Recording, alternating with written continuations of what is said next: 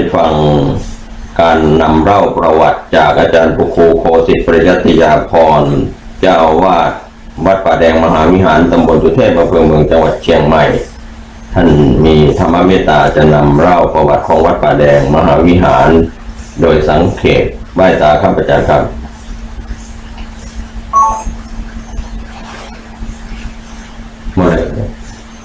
เจริญสุขท่านผู้ฟังทุกท่านวันนี้ธรรมาภาพก็อยากจะนำเรื่องราวของวัดป่าแดงมานำเสนอแก่ท่านผู้ฟังเพราะว่าวัดป่าแดงนั้นเป็นวัดสำคัญทางประวัติศาสตร์ก่อสร้างมาเมินละแล้วก็ถือว่าเป็นวัดที่เก่าแก่วัดหนึ่งในเชียงใหม่ของเราก็เพื่อที่จะให้ท่านทั้งหลายได้รับทราบความเป็นมาความสำคัญของวัดป่าแดงวัดป่าแดงของเรานั้นเป็นวัดที่เคยเป็นศูนย์กลางพระพุทธศาสนาลัทธิของว่าลัทธิวัดผลป่าแดงแล้ววันนี้ก็มีกษัตริย์ของล้านนาไทยของเรานั้นได้เป็นอุปถัมภ์เป็นพิเศษโดยเฉพาะพระเจ้ากิโลกราชพระองค์ท่านก็ได้ถวายพระเพลิงพระบรมศพพระราชบิดาคือพระเจ้าสัมปังแกนแล้วก็พระเทวีที่วัดป่าแดงเฮาท่านที่เดินทางมาวัดป่าแดงเฮาณวันนี้เนี่ยก่อนที่ท่านจะขึ้นมาบนวัดปัจจุบันซ้ายมือเนี่ยจะมีอุโบสถเมื่อก่อนเนี่ยเป็นที่เผาศพถ้าภาษาชาวบ้านเราหรือว่าถวายพระเพลิงพระบรมศพพอท่านมาสร้างพระองค์ท่านสร้างวัดป่าแดงเนี่ยท่านก็เอาที่ตรงนั้นเป็นที่สร้างอุโบสถเพราะว่าวัดป่าแดงเฮานี้สืบมาจากลังกาเมื่อก่อนนี้การทำอุโบสถนี่ก็จะทำบนแพแม่น้ำที่น้ำปิ่งเวลาบวชก็ถือว่าโรงอุโบสถแห่งแรกนี่ที่มีก็คือมีวัดป่าแดงมหาวิหารเพราะฉะนั้นวัดเฮาเนี่ยควรที่จะได้รับการส่งเสริมวัดป่าแดงของเฮานั้นนอกจากพระเจ้าสัมปังแกนพระเจ้ากิโลกราชแล้วก็ยังมีพระเจ้าพระเมืองแก้วในหนังสือชินการมาลีปกรณ์เนี่ยเพิ่นบอกว่าปีพ.ศ. 2065 ถึง 2066 และก็ 2068 พระเมืองแก้วนี้ได้สร้างหอพระไตรปิฎกและสร้างวิหารหลังใหญ่หรือว่าเป็นสมัยสุดท้ายของสมัยพระเมืองแก้ววัดป่าแดงมหาวิหารนั้นได้มีชื่อปรากฏอย่างปัจจุบันนี้ชื่อที่เป็นทางการในทะเบียนของสำนักงานพระพุทธศาสนาเนี่ยก็คือวัดป่าแดงมหาวิหารสถานะของวัดคือเป็นวัดราชแต่ในอดีตนั้นเพิ่นบอกวัดรัตตะมหาวนารามก็แล้วแต่ก็หมายถึงว่าวัดป่าแดงเฮาสมัยตั้งแต่สมัยพระเจ้าสัมปังแกนนี่ก็อยากจะให้ท่านผู้ฟังได้รับทราบว่าประมาณปี 1954 ถึง 1985 เนี่ยพระสงฆ์จากเชียงใหม่ของเฮานี่จำนวน25 รูปก็ออกไปศึกษาสืบศาสนาในลังกาทวีปได้เรียนเอาลัทธิพุทธศาสนาแบบสิงหนเข้ามาในอาณาจักรของล้านนาไทยพระสงฆ์นั้นออกไปจำพรรษาออกไปศึกษาแล้วก็ช่วงนั้นก็จะมีลัทธิลังกาวงศ์เนี่ยมาเชียงใหม่ก่อนหน้านั้นก็คือท่านพระมหาสมณะเถระที่มาประจำอยู่วัดสวนดอกเพราะฉะนั้นวัดป่าแดงมหาวิหารหรือว่าที่เราได้ยิน ว่าในลังกาเนี่ยมันจะมีนิกายมหาวิหารเพราะฉะนั้นสำนักมหาวิหารสำนักอภัยคีรีเนี่ยก็มีในลังกาอันนี้สืบกันมาเพราะฉะนั้นอยากให้พี่น้องท่านผู้ฟังทั้งหลายได้รับทราบว่าวัดป่าแดงของเรานั้นเป็นวัดที่เก่าแก่นะเก่าแก่โบราณในฐานะที่วัดป่าแดงเป็นวัดเก่าแก่เนี่ยก็มีการฟื้นฟูนะครับอย่างที่อาตมาได้เล่าท่านทั้งหลายได้ฟังไปว่าสมัยพระเจ้าศรีโลกราชเนี่ยประมาณปีพุทธศักราช1994เนี่ยที่สำนักวัดป่าแดงเราที่เราทราบกันว่าพระมหายานคัมภีร์ไปเรียนเอาพุทธศาสนามาจากลังกาเนี่ยในตำนานมูลศาสนาเพิ่นก็ได้อู้อย่างนี้ท่านผู้ฟังว่าพระมหายานคัมภีร์เนี่ยบอกเดิมบวชอยู่ที่วัดนันทาราม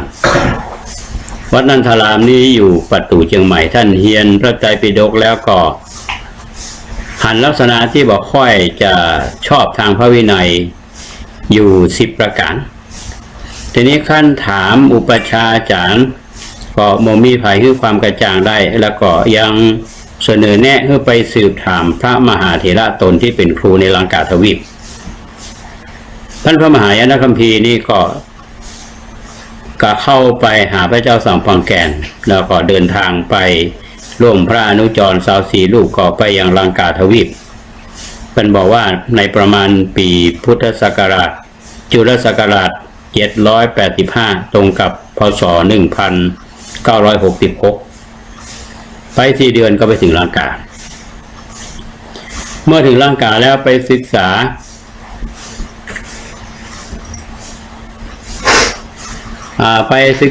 พระพุทธศาสนา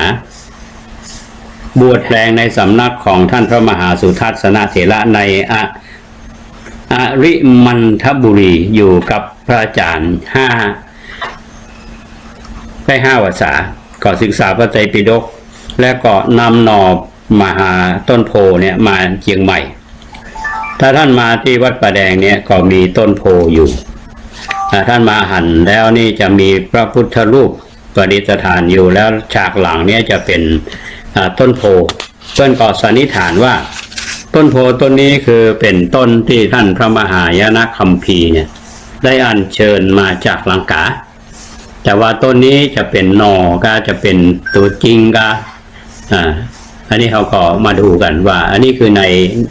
ตำนานเพื่อนบอกไว้อย่างนั้นนะที่สันนิษฐานกันว่าที่พระมหายานคัมภีร์เนี่ยที่มาถึงเชียงใหม่เนี่ยเพื่อนบอกว่าวัดป่าแดงนี่ก็ไม่ได้สร้างทีเดียวนะก็ต่อเมื่อที่พระเจ้าติโลกราชนี้ได้ถวายพระเพลิงพระบรมศพของพระราชบิดาและพระราชมารดาที่วัดป่าแดงแล้วเนี่ย ก็ได้มีการสร้างอุโบสถดังที่จะมาได้กล่าวไปในตอนต้นนี่ที่เล่านี่ท่านผู้ฟังนี้จะเห็นว่าพระมหากษัตริย์ในสมัยนั้นเนี่ยท่านให้ความสำคัญกับเรื่องของพระพุทธศาสนาเป็นอย่างยิ่งทีนี้ในต่อมาเนี่ยเมื่อมีการสร้างวัดเนี่ยเพิ่นก็บอกว่าพระเจ้าติโลกราชเนี่ยเพิ่นได้สละเนื้อที่ประมาณ20 วารอบลงอุโบสถถ้าจะมองว่าอุโบสถเดี๋ยวนี้ถ้ารอบ20 วาเนี่ยมันก็จะเป็นเนื้อที่ที่รอบบ้านคนอยู่หรือว่าโรงแรมอยู่นะเพื่อนก็มีในพระบาลีในอรรถกถาเพื่อนว่าอีทังวิสุงคามักเขตตังโหตุแปลว่าสถานที่แห่งนี้ของเขาเป็นเขตวิสุงคามัติมาก็คือแยกจากบ้านแต่ปัจจุบันนี้บ้านอยู่รอบๆท่านผู้ฟังเหมือนกับมีหลายท่านมาวัดป่าแดงบ่าโอ้เป็นจะไดวัดถึงมาอยู่ในบ้านจริงๆแล้วที่เจ้าบ้านมาอยู่ในที่วัดในสมัยนั้นกันเพราะสมัยนี้ก็ไปอย่างหนึ่งเพราะฉะนั้นก็อยากคือท่านผู้ฟังทุกท่านที่ได้มีโอกาสมาเยี่ยมเยียนวัดป่าแดงเอาว่าวัดป่าแดงเนี่ยเป็นวัดสำคัญทางประวัติศาสตร์ก็คือเรื่องของอดีตนะ สรุปง่ายๆก็คือวัดประแดงเนี่ยพระเจ้าติโลกราชท่านได้สร้างเป็นวัดประจำราชการของพระเจ้าติโลกราชและสมัยพระเมืองแก้วนี่ท่านก็อุปถัมภ์บำรุงทีนี้วัดประแดงเฮาเนี่ยได้ไปตามกาลเวลาเนาะเป็นวัดเกือบจะร้างแล้วมาปัจจุบันนี้ก็พยายามที่จะฟื้นฟูคือมันได้พัฒนาขึ้นมาแถมหน่อยหนึ่งอันนี้ก็อยากจะเชิญชวนบรรดาพี่น้องท่านสาธุชนทุกท่านที่มีโอกาสได้มาแวะเยี่ยมเยือนวัดประแดงมหาวิหารหลายท่านอาจจะสงสัยว่าวัดประแดงมันอยู่ตรงไหนท่านเคยมาเชียงใหม่เนาะนึกภาพวัดสวนดอกตรงกันข้ามนี่เป็นคณะทันตแพทย์มาเรื่อยๆนี่จะข้ามคันคลองซ้ายมือนี่จะเป็นกาดพยอมขวามือข้ามสะพานมาก็จะเป็นคณะเกษตรศาสตร์มหาวิทยาลัยเชียงใหม่ถัดมาเป็นคณะศึกษาศาสตร์ถัดมาแถมน้อยก็เป็นคณะบริหารธุรกิจอยู่ใกล้ๆกันนะแล้ววัดประแดงเนี่ยจะอยู่ทางซ้ายตรงกันข้ามกับคณะศึกษาศาสตร์หรือตรงกันข้ามกับคณะวิศวะวิชูฝั่งซ้ายถ้าขึ้นไปแถมน้อยนี่จะเป็นวัดฝ่ายหินเพราะฉะนั้นวัดประแดงนี่อยู่ด้านซ้ายมืออยู่เชิงดอยนี่อาตมาภาพตั้งแต่เอามาเป็นเจ้าวาดตั้งแต่ปี1000ขอภายถึงปี2542เนี่ยมาถึงวันนี้นี่18ปีแล้วก็มาอยู่วัดประแดงเราก็ต้องได้รับการฟื้นฟูดูแลก็ต้องขอบคุณพระมหาเถระโดยเฉพาะอย่างยิ่งหลวงพ่อท่านพระครูสุขันธศิลป์ตอนนั้นท่านเป็นเจ้าคณะตำบลสุเทพเขต2ตอนที่อาตมาเป็นเจ้าวาดท่านก็ให้คำปรึกษาให้ความเมตตาแม้แต่พระเถระผู้ใหญ่หลายๆท่านก็ให้กำลังใจมาก็พยายามที่จะฟื้นฟูวัดประแดงเฮาพัฒนาทางด้านบุคคลก็คือบรรดาพระภิกษุสงฆ์องค์สามเณรคือได้ศึกษาเล่าเรียนพระธรรมวินัยได้ศึกษาวิชาพระปริยัติธรรมทั้งแผนกนักธรรมบาลีแล้วก็วิชาสามัญและศึกษาในมหาวิทยาลัยสงฆ์ไม่ว่าจะเป็นมหาวิทยาลัยมหาจุฬาลงกรณราชวิทยาลัยวิเศษเชียงใหม่หรือว่าศึกษาในมหาวิทยาลัยมหามกุฏราชวิทยาลัยอันนี้ก็เปิดโอกาสให้บรรดาพระเนรเฮานี้ได้ศึกษาพัฒนาตัวเองคือด้านศาสนาบุคคลด้านศาสนสถานเนี่ยวัดประแดงเฮาเดิมสิ่งปลูกสร้างที่มีอยู่เท่าที่จำได้นี่ก็คือว่าโรงอุโบสถที่อาตมาว่านะตั้งแต่42มาถึงปีนี้18ปีเนี่ยก็ยังไม่ได้มีการบูรณะใดๆทั้งสิ้นเพียงแต่ว่ามีการปรับภูมิทัศน์ปลูกต้นไม้ก็ดีขึ้นมาอันนี้เป็นด้านศาสนสถานแล้วบนวัดเฮาปัจจุบันนี้ก็มีวิหารนี้สร้างเมื่อปีพุทธศตวรรษ24เป็นว่าอย่างนั้นในบางตำนานเพื่อนก็บอกว่าต้นโบนนี้เป็นที่ปฏิบัติธรรมของอาจารย์ของท่านพระมหายนคัมภีร์หรือบางท่านก็บอกว่าตัดที่บนถึงวันนี้ที่มาอยู่กันเนี้ยเป็นวัดป่าแดงน้อยลุ่มเป็นวัดป่าแดงหลวงแต่ว่าโดยสถานะเนี่ยตรงนี้เนี่ยเขาก็พยายามที่จะรักษาวิหารล้านนาเนี่ยท่านผู้ฟังที่เคยมาแอววัดป่าแดงนี่จะเห็นว่าวิหารล้านนาเนี่ยมันเป็นสถาปัตยกรรมแบบล้านนามีสิ่งที่น่าห่วงแหนชื่นชมแล้วก็ดูแลมีหน้าบันสวยงามมีลายดอกลายงามมีลายประแจจีนอย่างสวยงามอันนี้ก็มีการบูรณะตั้งแต่ปี2547เป็นต้นมาอันนี้ก็13ปีแล้วก็เริ่มทรุดโทรมแต่ว่าถือว่าเป็นวิหารล้านนาที่คงอยู่นะในโครงสร้างของวิหารทั้งหมดเนี่ยบ่มาใจตะปูมีริมสลักเป็นไม้มดนะครับอยากจะให้ท่านทั้งหลายเนี่ยได้มาดูเนาะว่าในวิหารเนี่ยฉากหลังเมื่อก่อนเนี่ยมีลายปูนปั้นก็ยังคงอยู่พระประธาน ที่หันอยู่ปัจจุบันนี้คือพระพุทธพิชิตชัยอดีตสายป่าแดงมิ่งมงคลผู้ที่เป็นเจ้าภาพในการสร้างก็คือคุณณรงค์ผู้อิทธิวงศ์อดีตสสจังหวัดเชียงใหม่ตั้งแต่ประมาณปี 2525 เป็นต้นมาวัดก็ได้รับการบูรณะตั้งแต่ท่านเป็นต้นมาวิหารหลังนี้แล้วอาตมาได้มาบูรณะซ่อมแซมเมื่อปี 2547 ก็เริ่มดีขึ้นก็ยังคงความเป็นวิหารล้านนาอยู่และที่สำคัญมาหนึ่งมีพระพุทธรูปอยู่ก็คือพระพุทธสิริธรรมจักรวรรดิติโลกราชก็คือง่ายๆก็คือพระเจ้าติโลกราชองค์นี้อยากเล่าความเป็นมาให้ท่านทั้งหลายได้ฟังอาตมาอยู่ใหม่ๆเนี่ยก็หันพระพุทธรูปองค์นี้ตั้งอยู่หน้าฐานชุกชีกำลังมาเอามาทำความสะอาดมาปิดทองเหลืองอารามมีเป็นพระพุทธรูปทรงเครื่องก็เป็นพระเจ้าติโลกราชแล้วทางวัดก็มีการรอเป็นพระพุทธรูปมอบคือแก่ผู้ที่มาทำบุญเป็นที่ระลึกอันนี้เป็นกรณีพิเศษเพราะเป็นที่มาของชื่อกองทุนพระเจ้าติโลกราชแต่ว่ากองทุนเพื่อการเผยแพร่และส่งเสริมการศึกษาที่ท่านผู้ฟังได้ยินกันเนี่ยอันนี้พูดถึงว่าด้านศาสนสถานเนาะและสิ่งที่ใหม่ๆที่เราสร้างขึ้นมาเนี่ยสร้างขึ้นมาเนี่ยจะเห็นได้ว่าตั้งแต่ปี2542เป็นต้นมาเขามีการสร้างสิ่งใหม่ๆขึ้นมาเนี่ยที่จำได้ก็คือประมาณปี2511ที่มีการสร้างศาลาเขาเรียกว่าศาลาเฉลิมพระเกียรติพระบาทสมเด็จพระเจ้าอยู่หัวครบมีพระชนมายุครบ72 ปีพระห้องว่าศาลาช้างศาลาช้างนี่คือช้างพระราชทานที่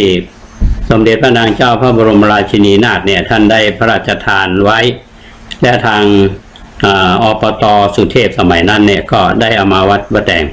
ทางอบต.สุเทพก็จัดงบประมาณ500,000 กว่าบาทมาสร้างศาลาเฉลิมพระเกียรติซึ่งประดิษฐานช้างไม้มงคลคู่แล้วก็มีพระพุทธรูปแถมองค์นึงอยู่ในศาลาหลังเนี้ยชื่อว่าสมเด็จพระโลกนาถศาสดาบรมบพิตรสถิตรัตวันซึ่งสมเด็จพระมหาราชมังคลาจารย์เจ้าคณะใหญ่หนเหนือท่านได้เดินทางมาเยี่ยมวัดประแดงเป็นสิริมงคลท่านได้ตั้งนามนี้คืออันนี้ก็ถือว่าเป็นพระพุทธรูปสำคัญเหมือนกันและศาลาถือว่าเป็นงานที่แรกที่เราทำกันต่อมาก็มีการบูรณะซ่อมแซมในเสนาสนะบางอย่างแต่ที่เราทำเป็นชิ้นเป็นอันเนี่ยตั้งแต่ปี2553เนี่ยมีการสร้างแทงน้ำแทงน้ำก็ปัญหาเพื่อแก้ปัญหาน้ำแรงของวัดประแดงครับก็ได้รับความร่วมมือร่วมแรงร่วมใจจากญาติโยมเวลานี้ถ้าท่านขึ้นมาทางซ้ายมือเนี่ยจะมีแทงน้ำใหญ่ของการประปาพิเศษเชียงใหม่ซึ่งแทงน้ำใหญ่เนี่ยคนเชียงใหม่เขากินน้ำวัดประแดงท่านผู้ฟังทางลุ่มเนี่ยเขากินน้ำที่วัดประแดงทางพืชสวนโลกก็กินน้ำที่นี่ที่แทงน้ำของเขาก็อยู่ข้างแทงน้ำใหญ่เวลานี้ก็น้ำประปาก็มีใช้ในปี2553ต่อมา2554เนี่ยมีได้สร้างกุฏิ600 ปีพระเจ้าติโลกราชนี่ก็ต้องอนุโมทนาขอบคุณไปยังคณะวิศวกรรมศาสตร์มหาวิทยาลัยเชียงใหม่ตั้งแต่ปี2551เป็นต้นมาสมัยนั้นท่านดร.เสริมเกียรติจอมจันยองเป็นคณบดีเพิ่นว่าทอดพระป่าอาตมาก็เพิ่นว่าวัดประแดงเฮาเนี่ยเป็นวัดสำคัญทางประวัติศาสตร์ขออาจารย์ทำวิจัย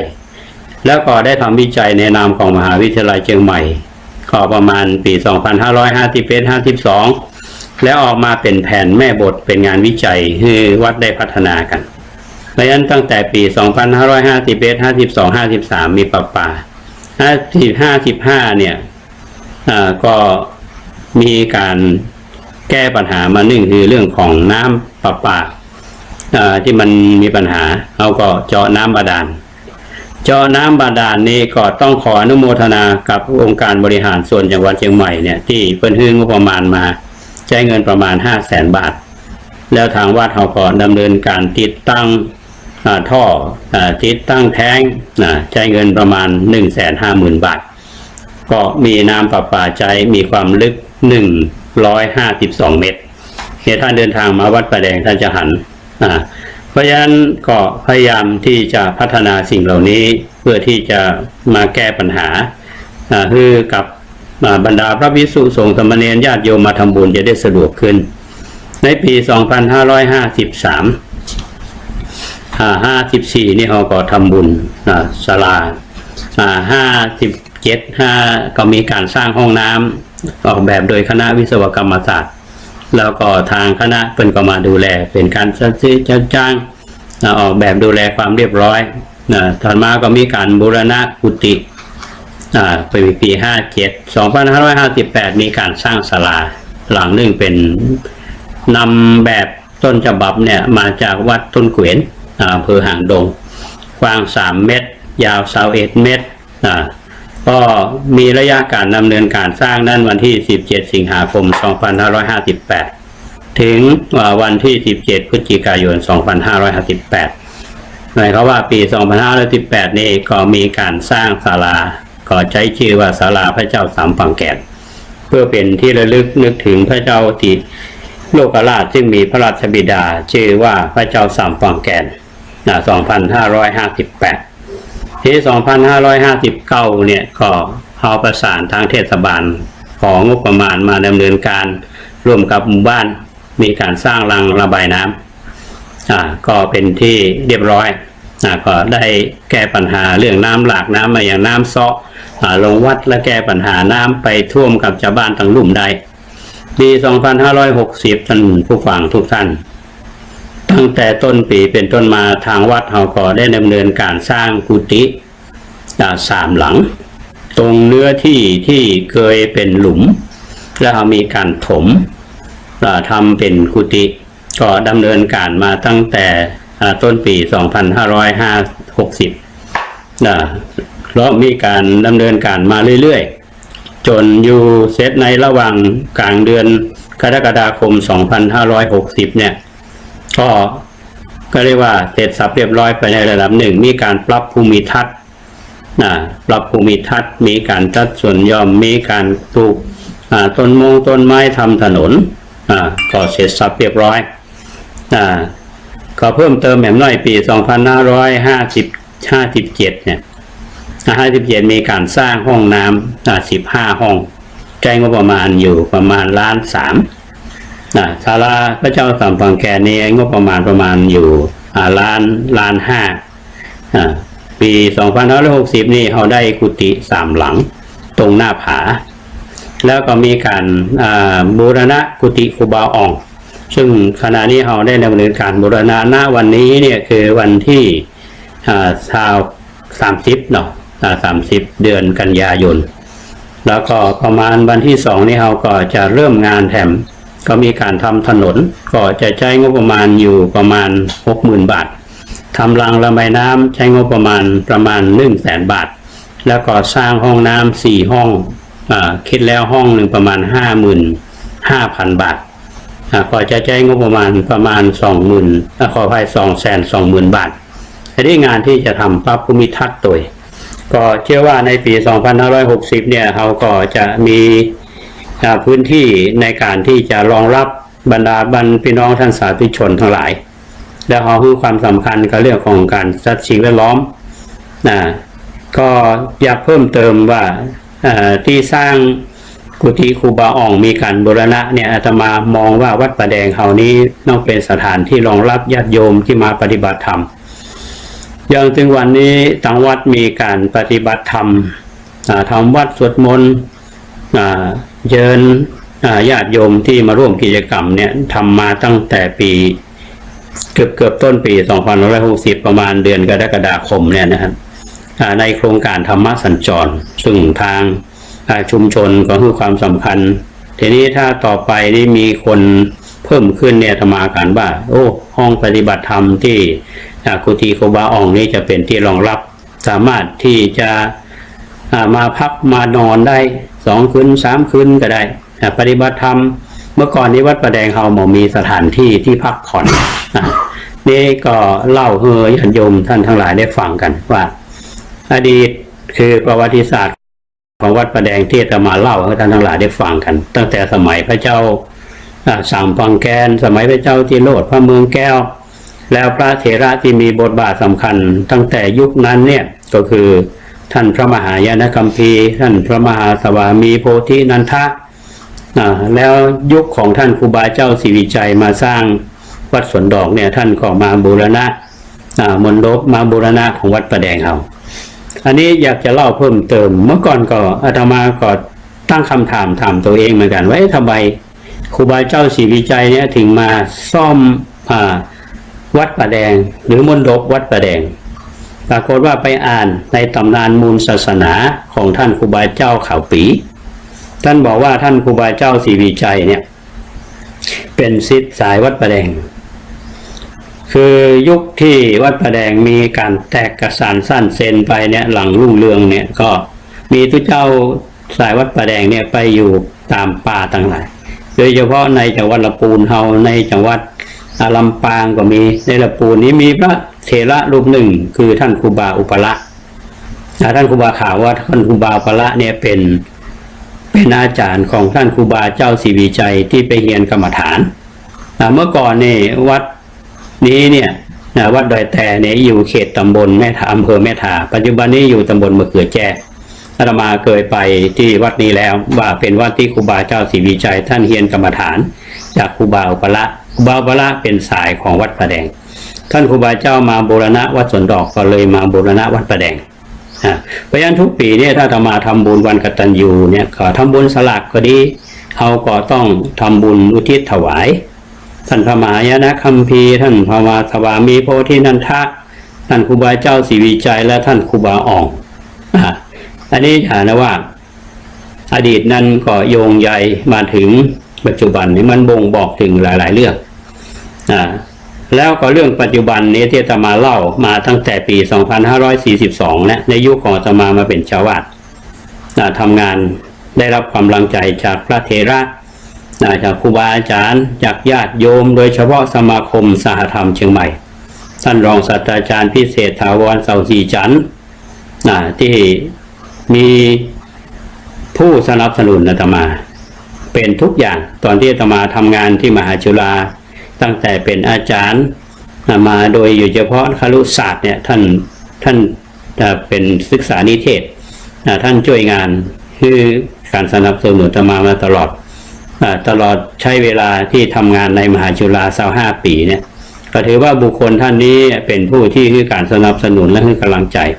โดยเฉพาะสมาคมสหธรรมนี่คือที่มาพอมาแล้วนี่เขาก็มาศึกษาชุมชนแล้วก็คิดโครงการอย่างที่จะให้มันตอบรับแก้ปัญหาอย่างการจัดตั้งกองทุนพระเจ้าเทโลกราชก็เช่นเดียวกันคือทุนการศึกษาให้กับพระภิกษุสงฆ์สามเณรอันนี้ก็อยู่ในหน้าที่ของเจ้าอาวาสได้ส่งเสริมในเรื่องของการศึกษาเมื่อเขาเรียนหนังสือจบแล้วเนี่ยเขาก็อยู่ก็ทำประโยชน์แก่พระศาสนาบางคนลาสิกขาไปก็ไปรับราชการเป็นครูบาอาจารย์เท่ากับสร้างคนให้กับสังคมเพราะฉะนั้นญาติโยมที่การสนับสนุนเรื่องทุนการศึกษาในกองทุนพระเจ้าเทโลกราชก็ดีที่ตั้งทุนเอาไว้ที่อาตมากับมอบคือกับท่านทั้งหลายเหล่านั้นก็สร้างศาสนบุคคลคือคนที่มีคุณภาพมีคุณความรู้มีคุณธรรมอยู่ในใจได้รับการปลูกฝังจากวัดแต่ส่วนสร้างเสนาสนะก็อย่างที่อาตมาได้เล่าท่านทั้งหลายได้ฟังในเรื่องของสาธารณูปการเป็นหน้าที่ของเจ้าวาดด้านสาธารณสงเคราะห์เขาเกิดขึ้นความช่วยเหลือในกิจกรรมต่างๆอันนี้เป็นเรื่องที่อยากจะนำมาเล่าให้ท่านทั้งหลายได้ฟังกันในวันนี้อนาคตจะเป็นอย่างไรวัดประแดงอนาคตนั้นก็ต้องได้รับการสนับสนุนจากพระเถระญาติโยมการสร้างเสนาสนะเนี่ยเขาสามารถที่จะสร้างได้แต่สิ่งที่สำคัญนั่นคือการสร้างศาสนบุคคลพระสงฆ์เขามีความรู้ แล้วก็อยู่เผยแพร่พระพุทธศาสนาเป็นกำลังสำคัญของพระศาสนาอันนี้สำคัญเหมือนกันนะด้านศาสนาบุคคลเผยแพร่ศาสนธรรมน้อมนำในเรื่องของศาสนาพิธีอันนี้ก็เป็นเรื่องที่เล่าให้ท่านทั้งหลายได้ฟังกันในผ่านไปถึงสื่อด้านนี้นะอันนี้ก็คงจะมีโอกาสได้เล่าสู่ท่านทั้งหลายฟังวันนี้เราอู้เรื่องวัดประแดงเรื่องอดีตของวัดประแดงประวัติศาสตร์เป็นจะได้ปัจจุบันเนี้ยวัดกำลังทำมาอย่างวัดเคยตั้งศูนย์พุทธศาสนาวันอาทิตย์มาหลายสิบปีละตอนนี้เราก็พักงานไว้ก่อนแต่งานเผยแพร่ธรรมเนี่ยก็ยังมีอยู่นะคืองานเผยแพร่ธรรมวัดมีสถานีวิทยุสาธารณะจังหวัดเชียงใหม่ FM 92.25 เมกะเฮิรตซ์รวมกันนั้นทุกวันพระวันศีลพระสงฆ์องค์เนรก็เทศนาธรรมเผยแพร่ธรรมของพระพุทธเจ้าโดยเฉพาะอย่างยิ่งอาตมานั้นก็มีความตั้งใจว่าตราบใดที่ยังแข็งแรงอยู่ตราบใดที่ยังทำงานได้อยู่แล้วก็ได้รับการสนับสนุนกำลังใจจากพระมหาเถระสนับสนุนจากญาติโยมเอาก็ทำเพื่อประโยชน์อย่างที่ท่านทั้งหลายทำกิจกรรมเนี่ยอาตมามักจะเน้นอยู่เสมอว่าการอยู่ร่วมกันเนี่ยเรามีชีวิตอยู่ตอนหนุ่มๆก็จะมองว่าห้ามเรียนศึกษาได้เรียนในสถาบันดีๆจบแล้วมีความรู้ความสามารถทำงานดีๆได้เงินนักมีงานดาวเงินเดือนนักสร้างครอบครัวมีลูกมีเมียมีลูกมีผัวมีความมั่นคงแต่สิ่งหนึ่งนั้นที่เราจะต้องดูก็คือว่าความมั่นคงในชีวิตเนี่ยสำคัญอาตมาจำคำของท่านผู้รู้ท่านได้เคยอู้ไว้จะอู้ประจำคนเรามีวิชาการคือความรู้ในแขนงต่างๆที่เราเรียนกันเนี่ยในสาขาต่าง